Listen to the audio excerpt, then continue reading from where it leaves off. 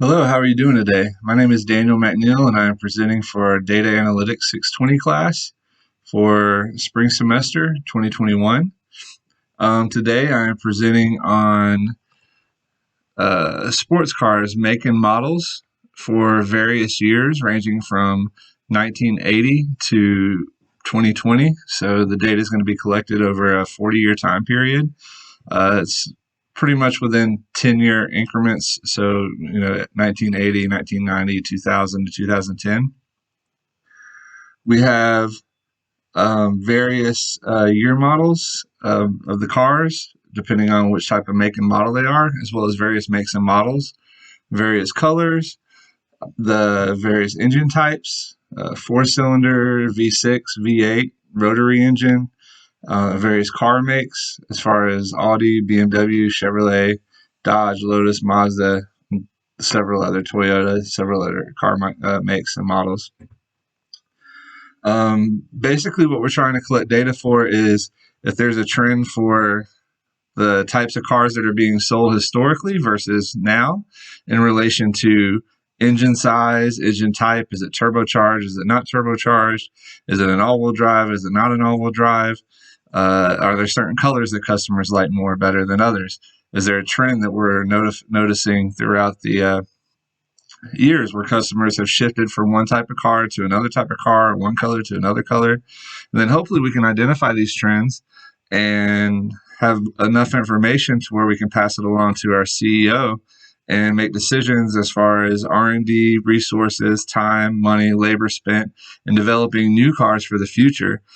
We should be able to predict over the next 10 to 20 years what customers are most likely going to trend towards purchasing based off of historical data of what the last 20 to 40 years customers have been already purchasing.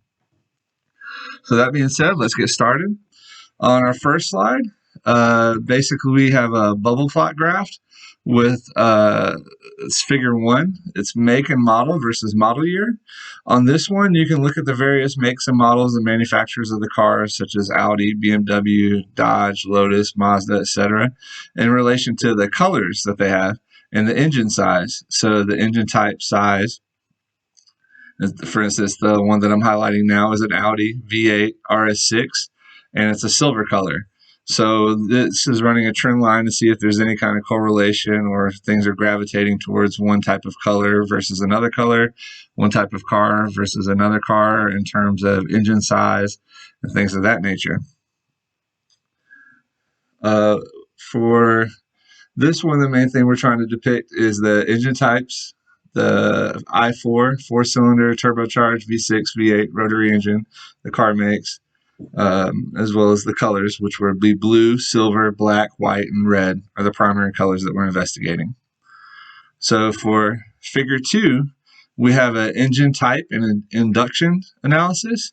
Induction means if it's a naturally aspirated charge versus a turbocharged. So on this one, we're noticing trends to where the customers are starting to trend towards a V8 naturally aspirated or turbocharged car versus historical data where they went with other types of vehicles like a V6 or just a standard four-cylinder. For our next data set, I have engine type, induction, and model size.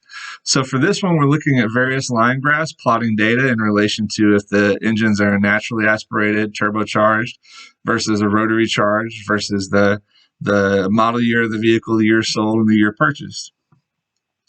We're noticing trends that the customers are there again trending towards turbocharged engines and naturally aspirated depending on the engine size. So for our next figure 4 tab, we're analyzing the type of drive, if it's an all-wheel drive, a two-wheel drive, a rear-wheel drive, depending on what the customer wants. There's definitely a trend towards all-wheel drive, turbocharged, four-cylinder to eight-cylinder vehicles, depending on the data that we've noticed. And then lastly, we're going to look at the scatter plot graph of trends as far as model year in relation to colors. And we can definitely tell a trend of historical data showed that most customers like black and blue cars, and now they're trending more towards silver and white cars. So we can use this data to help us better design the cars, colors, types, engine types, and drivetrains going forward in the future. Thank you very much for your time today, and I look forward to any questions that you may have, and hopefully we can better serve our customers with more types of cars that have the factors and things like that that they like as far as color and engine type and drivetrain. Thank you and have a good day. Goodbye.